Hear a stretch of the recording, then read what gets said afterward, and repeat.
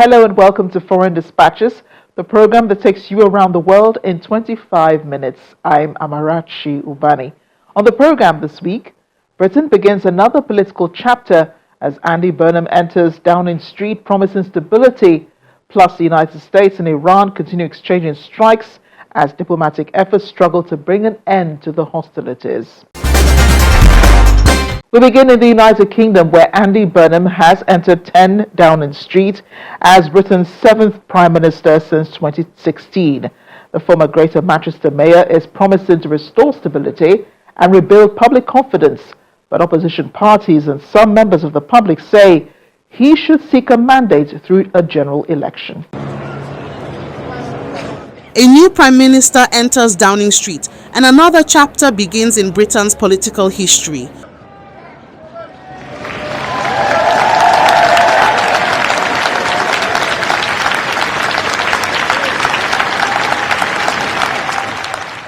Andy Burnham formally took office after meeting King Charles at Buckingham Palace shortly after Keir Starmer tendered his resignation.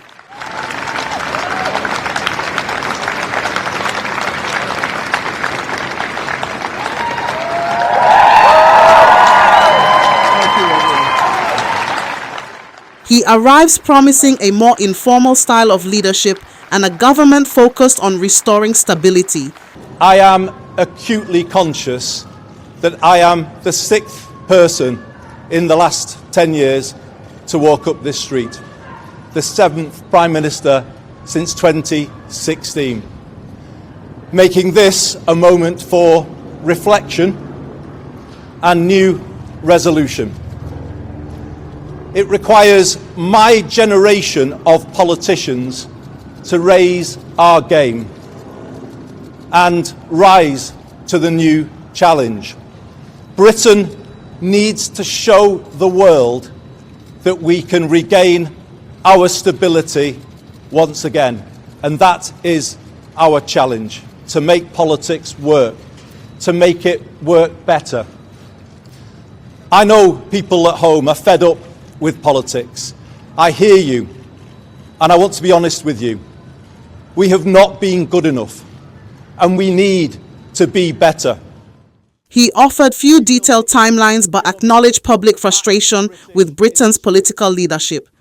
Later this year, I will bring forward a new plan for Britain, a 10-year plan, laying out a path from where we are now to where I believe we all want Britain to be, wherever we're coming from, whatever party we support. But I can do something to give people some breathing space now, some help with the cost of living. And I will set out some of those measures starting tomorrow, including how we pay for them. Burnham became Labour leader unopposed and was able to take over as Prime Minister because the party already holds a majority in Parliament. Under Britain's parliamentary system, a change of party leader does not automatically require a general election. But critics say he should seek a direct mandate from voters. We have a new Prime Minister who got a mate of his to stand down, who coincidentally, purely coincidentally, you understand, is now going to get a well-paid job in Downing Street. Funny that. And of course, he became the leader of the Labour Party, unopposed. He says, amongst many other things, that he wants to bring about the biggest change in politics in 40 years. This man has no mandate whatsoever. He didn't stand on the 2024 general election manifesto. You cannot make the biggest change in British politics in 40 years without a mandate from the British people, and it will be only decent, right and proper to call a general election on that issue and to do it now.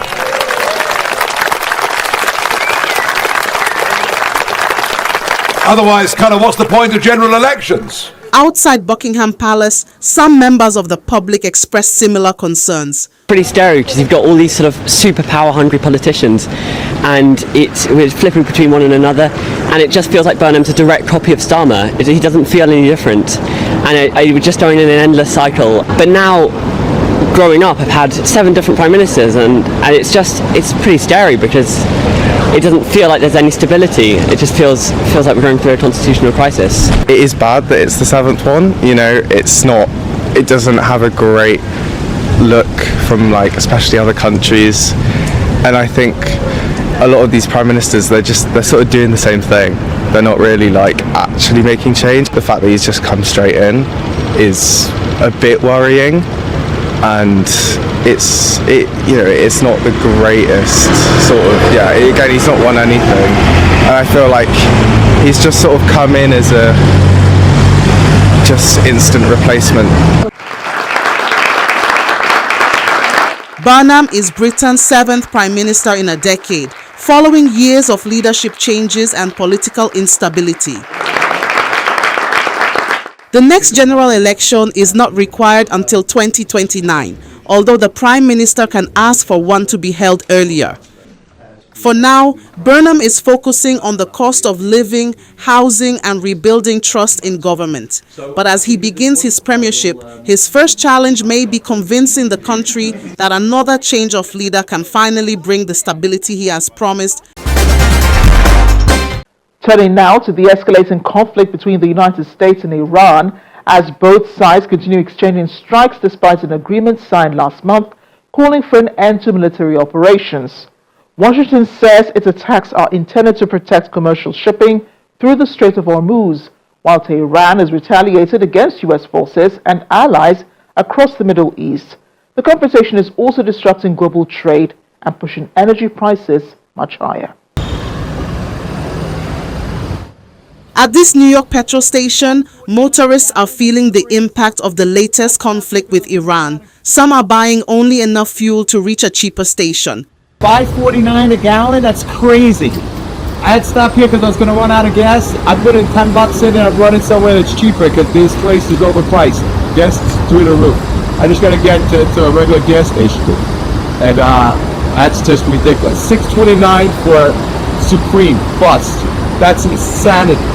I'm not an expert on international politics, but from what I can understand, it's very much connected to a war that it's in many ways inexplicable. It's hard to understand the rationale around it, at least for me. There's always some odd and inexplicable reason to be at war somewhere in the Middle East. Almost like every presidential candidate for all the years that I can remember back from as far back as I can remember in history. There's always some odd and inexplicable reason to be at war. The average price of regular petrol in the United States has risen above $4 a gallon, while diesel now costs around $5.11. In New York, the average is about $4.16, with even higher prices reported in California, Hawaii, and Washington. And I'm only driving in days that I have to for work, but it's being covered by work, otherwise I'm choosing not to drive because the high gas work. At this point, I need to really understand what's going on with the war in Iran, and I'm angry about it. The large part because we're paying high prices for gas for a war that I don't understand. The increase follows renewed fighting between the United States and Iran, which has pushed global crude prices higher and disrupted shipping through the Strait of Hormuz. The U.S. military says it has carried out an 11th consecutive night of airstrikes against Iranian military and maritime targets.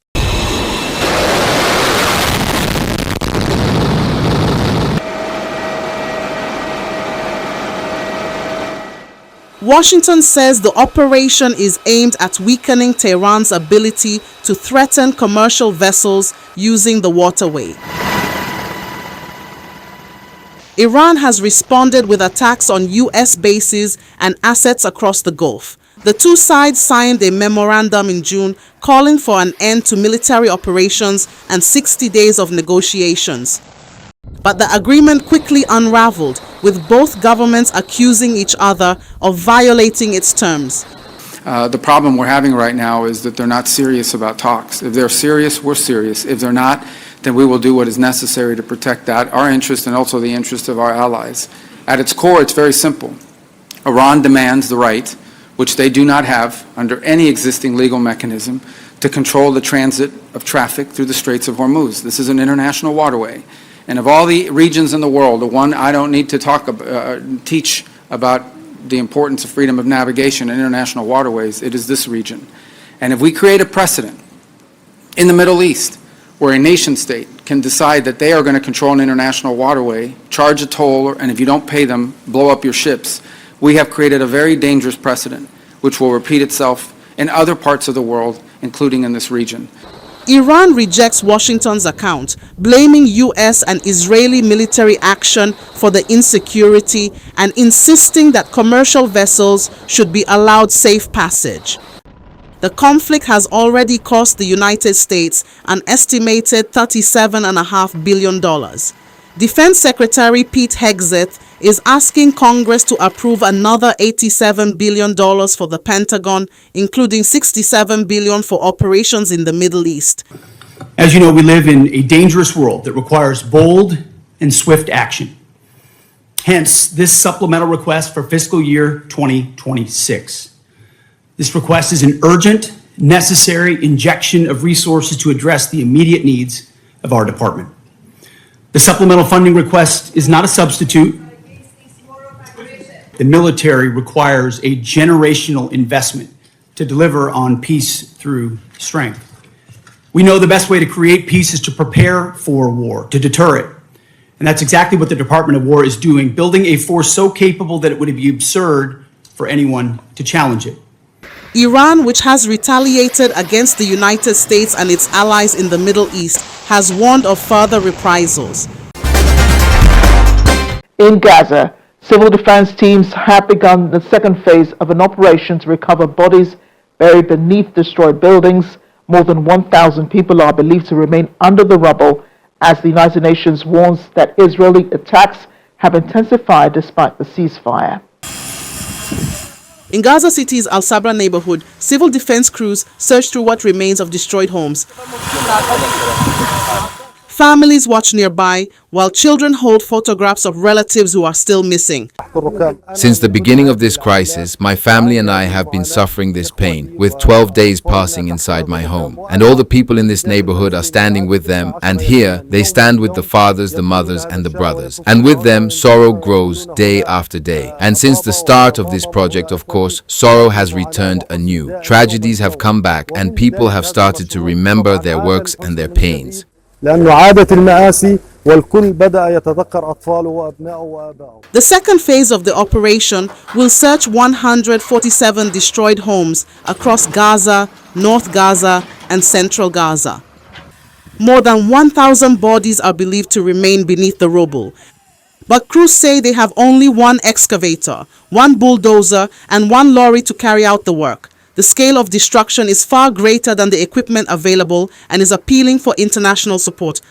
For families, every recovery brings both answers and renewed grief. Jadu Abu, the sole survivor of his family, says the discovery of his relatives' remains reopened the pain of their loss.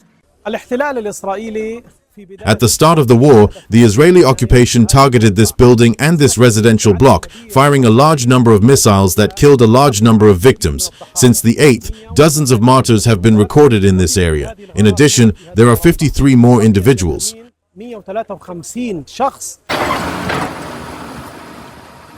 operation comes as the United Nations warns that Israeli attacks in Gaza have intensified in recent days. The UN Human Rights Office says at least 57 Palestinians, including women and children. The Israeli military has intensified its attacks in Gaza in recent days, killing and injuring dozens of Palestinians, children, women, and men. These attacks have struck residential buildings, at least one tent sheltering internally displaced people, and other crowded areas. 9 months after the announcement of a ceasefire, still nowhere is safe for Palestinians in Gaza. The Palestinian Ministry of Health has said that over 1,100 Palestinians have been killed since October 2025 by the Israeli military.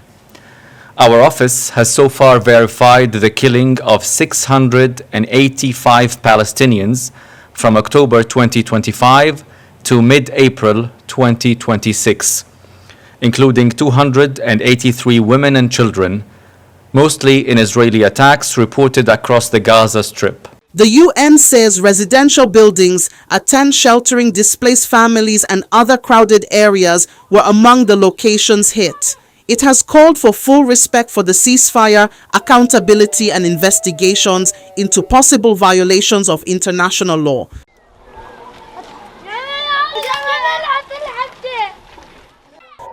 The Israeli military says its recent operations targeted members of Palestinian armed groups involved in the October 2023 attacks on Israel. According to Gaza's health ministry, more than 73,000 Palestinians have been killed since the war began. Still ahead, Sudan's conflict deepens the country's health and hunger crisis as cancer patients struggle to access treatment and disease spreads through displacement camps. Please stay with us. Welcome back. In Sudan, more than 3 years of conflict have left millions of people struggling to access food and medical care. Cancer patients in Khartoum say medicine shortages and transport costs are forcing them to miss treatment, while measles is spreading among displaced children living in poor conditions. For cancer patients in Khartoum, reaching the hospital is only the first challenge.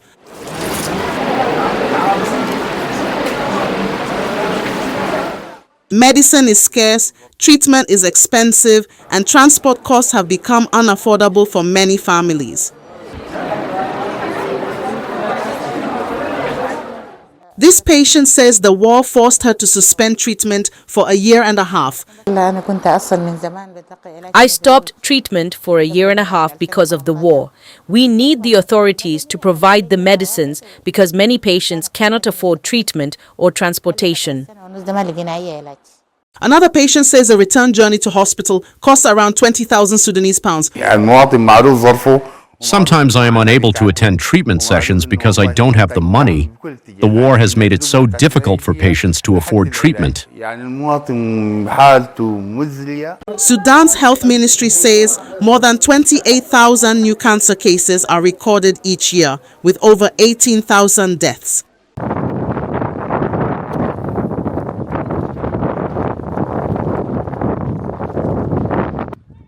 In White Nile State, another health emergency is unfolding. Measles is spreading among children at the Kuz al-Salam displacement camp, where families are living among waste, contaminated water, and damaged sanitation facilities.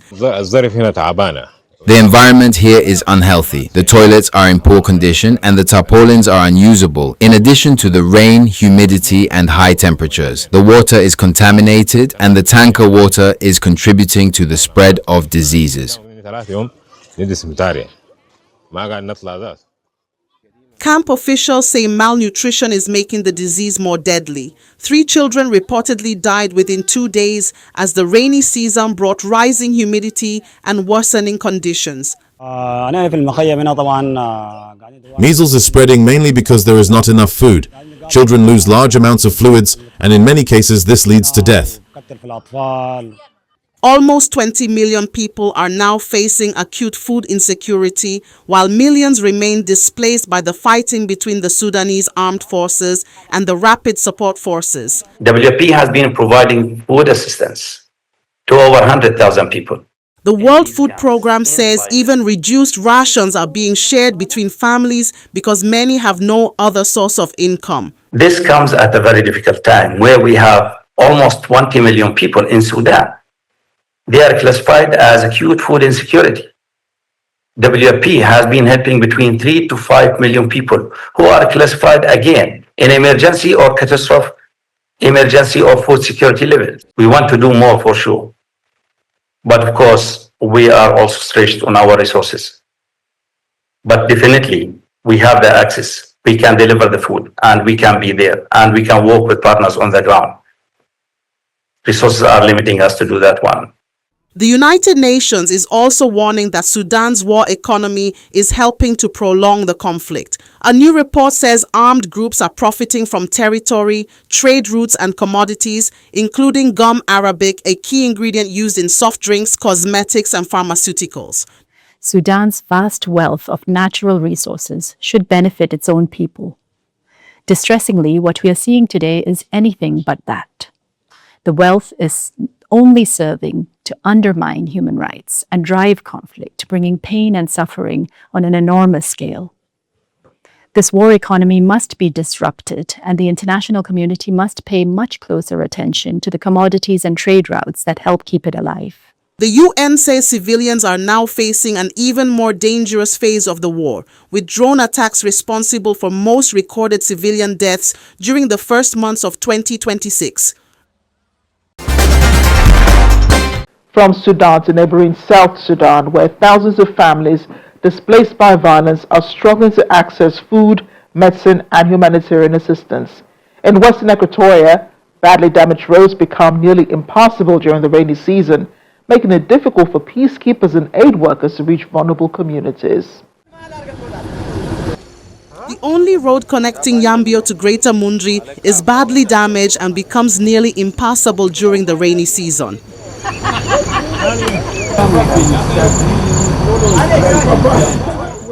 But it remains a vital lifeline for traders, local communities, humanitarian workers and peacekeepers. The condition of the road determines whether food reaches markets, patients reach health facilities, and humanitarian assistance reaches families in need. The roads are very bad, very poor, and most of the time we are not able to get to all these remote areas because of the road conditions. But we continue to do our best. The issue of the cattle headers, conflict with the farmers, as well as the problems that are confronting the IDPs in all these areas are one of the major issues that pushes us to reach out and go to these places to address these problems. After hours on the road, peacekeepers serving with the United Nations mission in South Sudan reach communities displaced by conflict between cattle herders and farmers. For Florence, a widowed mother of 7, survival has become a daily struggle. Fear forced us to come here. We have now spent 3 months in this place. We have no food and no medicine. We are suffering from hunger. The wild fruits her family once depended on have disappeared, while hunger and illness are spreading among children. For many, fleeing the violence meant losing their home, crops, and livelihood. The cattle keepers came and started shooting until they reached my house. We lost all our cassava. Even the newly planted crops were uprooted, and the mature ones were eaten by cattle. Nothing is left. Other families say the trauma of violence has made returning home impossible. My husband's brother was killed in our home. It is difficult for us to return. We remain here, struggling to survive. Beyond assessing humanitarian needs, peacekeepers are working with local authorities and communities to prevent further violence and encourage dialogue. Our prime objective is to ensure that we prevent conflict, localized conflict, not allowing it to blossom into something wider. So we work collaboratively with the government and so many other communities in order to bring them together, to start dialoguing, to start addressing the conflict, because peace is very important. South Sudan became the world's youngest country in 2011, but years of civil war and local conflict have displaced millions. Although a 2018 peace deal reduced wider fighting, clashes over land, livestock and resources continue. For families in Greater Mundri, the road to safety and recovery remains long. And finally, in India, torrential monsoon rains have triggered deadly floods and landslides across northern and the northeastern parts of the country. Homes, businesses and roads have been destroyed, while rescue teams continue searching for people reported missing, evacuating families from high-risk areas. Relentless rain has sent flood water surging through communities in Jammu and Kashmir.